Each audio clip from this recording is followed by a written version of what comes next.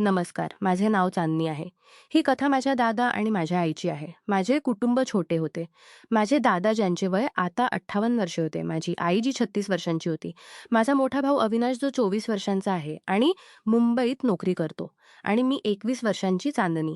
माझ्या आजीचा मृत्यू 12 वर्षांपूर्वी झाला होता. त्या एका अपघातात गेल्या आणि त्यानंतर दादा एकटे राहिले. माझे बाबाही आम्हाला सोडून गेले होते. मी तेव्हा फक्त 8 वर्षांची होते जेव्हा ते एका आजाराने गेले. दादांचे नाव हरिशंकर आहे. ते उंच आणि मजबूत होते. वयानुसारही मजबूत. त्यांच्या तपकिरी डोळ्यांत एक खोली होती आणि त्यांच्या आवाजात एक विचित्र आकर्षण. लोक म्हणत की ते तरुणपणी खूप सुंदर असतील. आईचे नाव मंजू आहे. ती खूप सुंदर होती. गोरा रंग, लांब काळे केस आणि एक हसू जी कोणाचेही मन जिंकते. ती उदास राहत असे कदाचित बाबांच्या आठवणीने किंवा कदाचित काहीतरी दुखळाले. जेव्हा मी कॉलेजात होते, पहिल्या वर्षाची शिकवण घेत होते. अविनाश मुंबईत होता. गेल्या 8 महिन्यांपासून. पण त्याच्या गैरहजेरीत घरात एक रिकामेपणा वाढला होता आणि कदाचित हाच रिकामेपणा दादा आणि आईला एकमेकांजवळ आणला. हे सर्व गेल्या 8 महिन्यांपासून चालू होते. मार्चचा महिना होता. उन्हाळा सुरू झाला होता. मी कॉलेजहून थकून घर आले होते. त्या दिवशी माझा एक वर्ग लवकर संपला होता आणि मी विचार केला की घर जाऊन थोडा विश्रांती घेईन. घराचे दार उघडे होते जे थोडे विचित्र वाटले, कारण आई नेहमी ते बंद ठेवत असे. मी माझे चप्पल काढले आणि शांतपणे आत गेले. घरात शांतता होती. मी विचार केला कदाचित आई बाजारात गेली असेल आणि दादा त्यांच्या खोलीत असतील. मी माझ्या खोलीकडे गेले, पण तेव्हा मला स्वयंपाकघरातून काही आवाज ऐकू आले. हलके हसणे, काही कुजबूज. मी विचार केला, कदाचित कोणी शेजारी आला असेल. आईला हसताना मी खूप दिवसानंतर ऐकले होते, म्हणून माझ्या मनात उत्सुकता जागी झाली. मी थोडे उघडे होते आणि मी आत डोकावून पाहिले. जे मी पाहिले ते माझ्यासाठी धक्क्यापेक्षा कमी नव्हते. आई स्वयंपाकघरात उभी होती. ती चहा बनवत होती आणि तिच्या हातात एक कप होता. तिच्या अगदी मागे दादा उभे होते. त्यांचे हात आईच्या कंबरेवर होते आणि ते हळूहळू तिच्या कानात काही बोलत होते. आई हसत होती. तिच्या डोळ्यांत एक चमक होती जी मी याआधी कधी पाहिली नव्हती. दादांचा चेहरा आईच्या खांद्याजवळ होता आणि ते हळूच तिच्या मांजवळ आपले नाक नेले. आईने हलकेच डोळे बंद केले, जसे ती त्या क्षणाला अनुभवत असेल. हे सर्व इतके विचित्र होते की मी समजू शकले नाही काय चालले आहे. माझे हृदय जोरात धडधडत होते. मी शांतपणे मागे हटले आणि माझ्या खोलीत गेले. मी दार बंद केले आणि अंथरुणावर बसले. माझ्या डोक्यात प्रश्नांचा वादळ उठला होता. मी जे पाहिले ते खरे होते का? मी विचार केला कदाचित मी चुकीचे समजत आहे. कदाचित ते फक्त मजा करत होते. पण माझ्या हृदयाला विश्वास बसत नव्हता. मी स्वतःला शांत करण्याचा प्रयत्न केला. मी विचार केला कदाचित ही एकदाची गोष्ट असेल. पण तरीही माझ्या मनात शंकेचे बीज पडले होते. त्या दिवसानंतर मी दादा आणि आईवर नजर ठेवायला सुरुवात केली. पुढच्या काही दिवसात मी पाहिले की दिवसा सर्व सामान्य होते. आई सकाळी उठते, नाश्ता बनवते, दादांना चहा देते. दादा त्यांच्या वृत्तपत्रात हरवलेले असतात आणि आई घराच्या कामात गुंतलेली असते. पण काहीतरी बदलले होते. दादांच्या डोळ्यांत एक चमक होती जी याआधी दिसत नव्हती. ते आईशी बोलताना थोडे जास्त हसत. आई ही याआधीपेक्षा जास्त आनंदी दिसत होती. ती गुणगुणत राहत असे. तिचे केस वारंवार नीट करत आणि कधी-कधी दादांकडे पाहून हलके हसत असे. या सर्व छोट्या छोट्या गोष्टी होत्या, पण माझ्या शंकेला आणखी खोल करत होत्या. एक संध्याकाळ मी माझ्या खोलीत बसून पुस्तक वाचत होते. आईने सांगितले होते की ती शेजाऱ्यात कोणाला भेटायला जात आहे आणि दादा त्यांच्या खोलीत होते. मी विचार केला थोडे टीव्ही पाहू. मी हॉलमध्ये गेले. पण तेव्हा मला आईच्या चप्पलांचा आवाज ऐकू आला. मी विचार केला कदाचित ती लवकर परत आली. मी टीव्हीचा आवाज कमी केला आणि चोरून पाहण्याचा प्रयत्न केला. आई हॉलमध्ये नव्हती. मी पाहिले की दादांच्या खोलीचे दार हलके उघडे होते. मी शांतपणे तिथे गेले. आतून आईचा मंद आवाज आला. हरिशंकरजी, कोणी पाहिले तर काय समजेल? दादांनी हसत म्हटले, मंजू चांदणीवर आहे आणि बाहेर कोणी नाही. काळजी करू नकोस. मी दाराच्या फटीतून डोकावले. आई दादांजवळ बसली होती. दादांचा हात आईच्या खांद्यावर होता आणि ते हळूहळू तिचे केस सारत होते. आईचा चेहरा थोडा लाल झाला होता आणि ती दादांकडे पाहून हसत होती. मग दादांनी त्यांचा चेहरा आईजवळ केला आणि आईने डोळे बंद केले. त्यांच्यातील तो क्षण असा होता जो माझ्यासाठी समजणे कठीण होते. मी शांतपणे मागे हटले आणि माझ्या खोलीत आले. माझे डोके सुन्न झाले होते. काही दिवसांनंतर एका रात्री मी उशिरापर्यंत अभ्यास करत होते. जवळपास 12 वाजले असतील. मी विचार केला पाणी पिऊन झोपू. मी माझ्या खोलीतून निघाले आणि स्वयंपाकघराकडे गेले. तेव्हा मी पाहिले की दादा त्यांच्या खोलीतून निघून आईच्या खोलीकडे जात आहेत. ते शांतपणे चालत होते, जसे कोणाला कळू नये. आईची खोली पहिल्या मजल्यावर होती आणि दादांची खाली. मी विचार केला कदाचित त्यांना काही काम असेल. पण मग मी पाहिले की आईच्या खोलीचे दार हलके उघडे आणि दादा आत गेले. दार बंद झाले. मी तिथेच पायऱ्यांवर उभी राहिले. माझे हृदय पुन्हा जोरात धडधडू लागले. मी धैर्य केले आणि चोरून आईच्या खोलीजवळ गेले. दाराखालील हलकी प्रकाश येत होती. मी कान दाराला लावले. आतून हलके बोलणे ऐकू येत होते. आईचा आवाज हरिशंकरजी जर चांदणीला कळले तर, आणि दादांची मंद हसू. मंजू ती झोपलेली आहे, तिला काही कळणार नाही. मग काही वेळ शांतता पसरली आणि मग असे वाटले की ते दोघे एकमेकांजवळ खूप होते. मी तिथून पळून माझ्या खोलीत आले. मी दार बंद केले आणि अंथरुणावर पडले. माझे श्वास जोरात होते आणि माझे शरीर कापत होते. हे काय होते? माझ्या डोळ्यांसमोर ते सर्व फिरत होते. स्वयंपाकघरातील तो क्षण, हॉलमधील ती जवळीक आणि आधी रात्रीची शांतता. मी झोपू शकले नाही. माझ्या मनात राग होता, लाज होती. पण त्यासोबत एक विचित्र ओढी होती. मी समजू शकले नाही माझ्यासोबत काय चालले आहे. पण माझे लक्ष कुठेही नव्हते. माझ्या मित्रांनी विचारले की मी उदास का आहे. पण मी काही सांगितले नाही. मी फक्त विचारले की मी उदास का आहे? की काय करू? मी आईला विचारू किंवा दादांना? पण माझ्याजवळ धैर्य नव्हते. आणि मग एक विचित्र गोष्ट झाली. जेव्हा जेव्हा मी त्या रात्रीची आठवण करत असे, माझे शरीर एका विचित्र उष्णतेने भरत असे. माझ्या मनात काही चुकीचे विचार येऊ लागले. मी विचार करू लागले की असे होणे चुकीचे आहे का? प्रेम आणि जवळीकीची गरज सर्वांना नसते का? आणि मग एक धोकादायक विचार माझ्या डोक्यात आला. मलाही कोणाची गरज आहे का? मी माझ्या मित्र आर्यनच्याकडे लक्ष देऊ लागले. तो कॉलेजात माझ्याशी वारंवार बोलत असे. त्याच्या डोळ्यात तीच चमक होती जी मी दादांच्या डोळ्यात पाहिली होती. तो हसत असे, माझ्यासोबत मजा करत आणि कधीकधी माझ्याजवळ येण्याचा प्रयत्न करत. आधी मी त्याला दूर ठेवत होते, पण आता मी त्याला रोखू शकले नाही. एक दिवस आम्ही कॉलेजनंतर उद्यानात बसले होतो. तो माझ्याजवळ आला. त्याने माझा हात स्पर्श केला.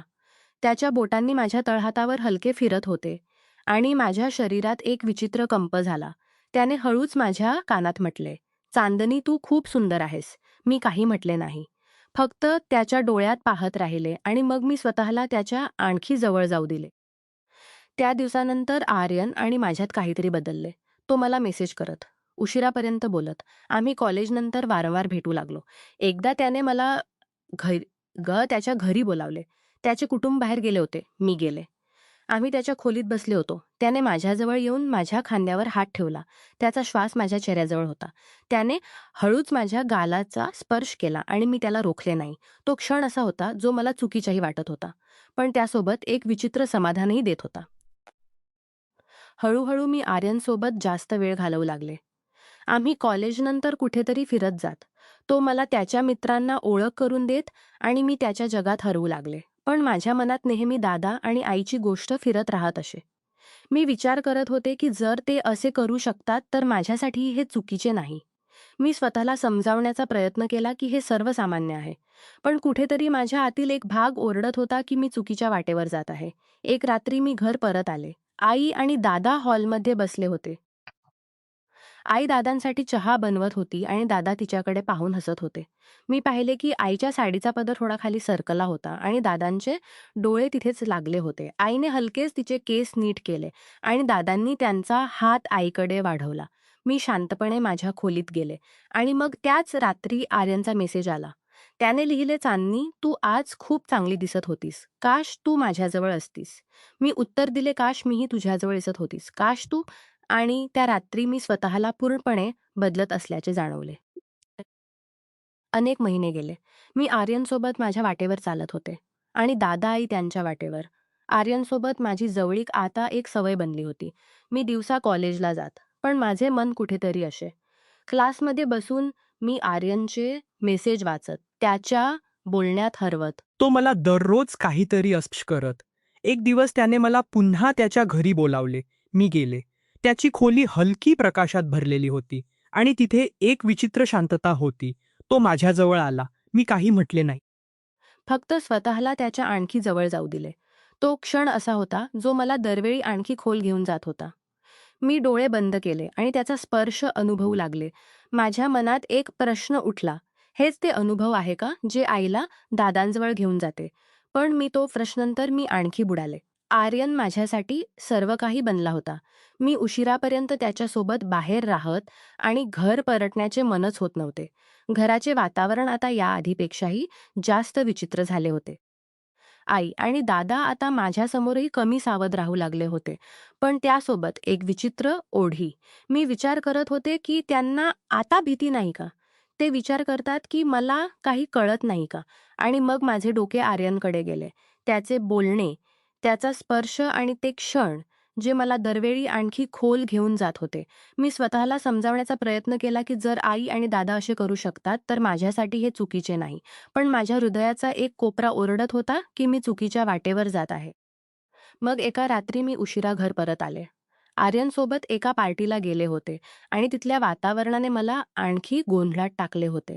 मी पाहिले की आईची खोली बंद होती. मी शांतपणे आईच्या खोलीजवळ गेले. दाराखालील हलकी प्रकाश येत होती. मी कान दाराला लावले. आतून आईचा मंद आवाज आला. हरिशंकरजी आज थोडे लवकर. चांदणी कधी येईल कळत नाही. दादानी हसत म्हटले, मंजू ती तिच्या जगात हरवली आहे. तिला काय कळणार? मग शांतता पसरली. मी समजले की ते पुन्हा त्याच जगात हरवले होते. मी माझ्या खोलीत गेले आणि अंथरुणावर पडले. माझ्या मनात एक वादळ उठला होता. मी विचार करत होते की हे सर्व माझ्यासमोरही आता उघडपणे होईल का? आणि मग आर्यनचा मेसेज आला. त्याने लिहिले, चांदनी आज रात्री तू खूप चांगली दिसत होतीस. काश तू माझ्याजवळ राहिली असतीस. मी उत्तर दिले. काश मी रडत असल्याचे जाणवले. काश मीही राहू शकले असते. मी त्या वाटेवर इतके पुढे गेले होते की परत येणे अशक्य वाटत होते. अनेक महिने गेले. मी आर्यनसोबत माझ्या जगात हरवली होते आणि दादा आई त्यांच्या जगात. पण एक दिवस सर्व बदलले. एका संध्याकाळी मी कॉलेजहून परत आले तेव्हा पाहिले की घराचे वातावरण काही वेगळे होते. दाराजवळ एक जोडी बूट पडले होते जे मला ओळखीचे वाटले.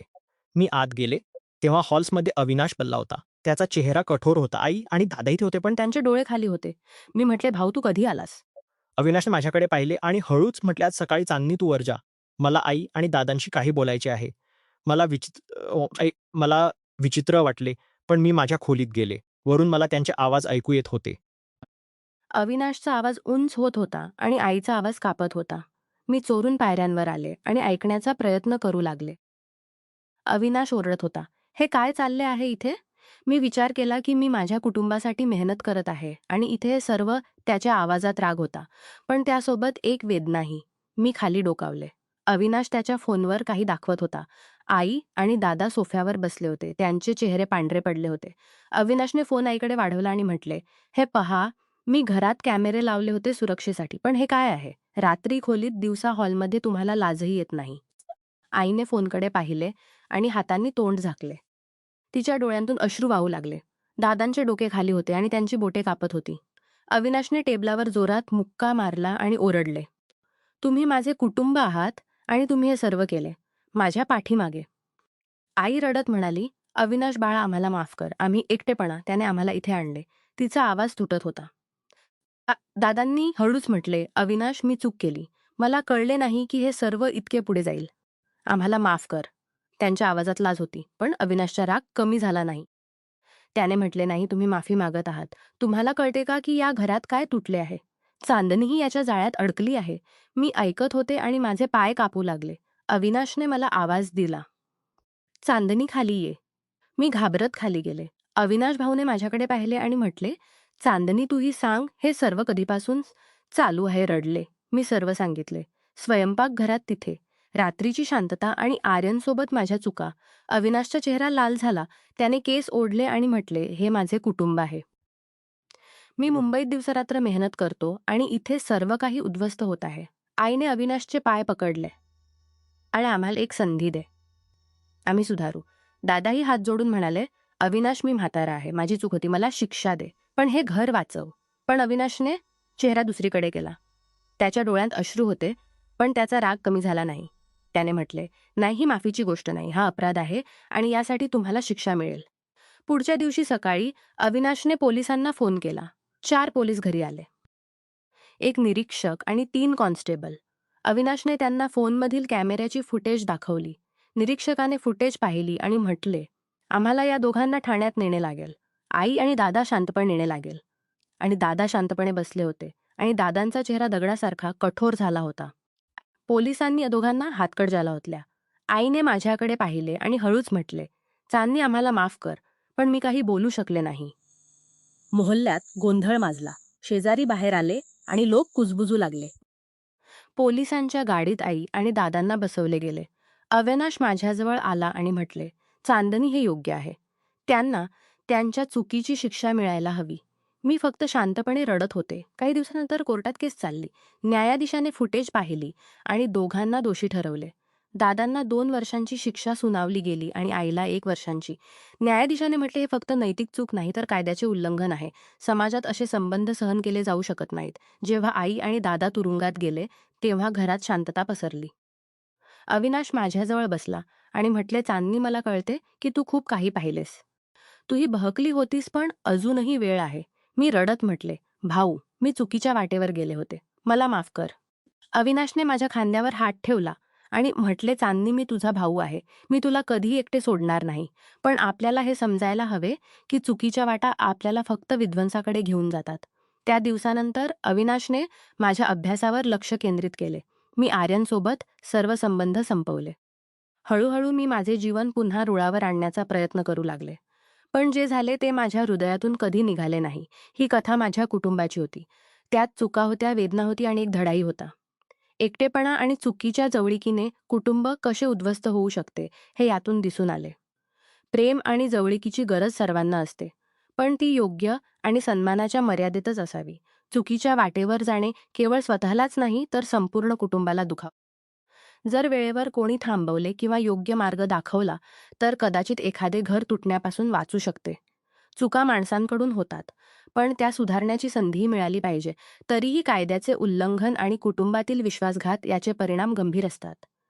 ही कथा आपल्याला सावध करते की संबंधांच्या मर्यादा पाळणे आणि एकमेकांच्या भावनांचा आदर ठेवणे किती आवश्यक आहे.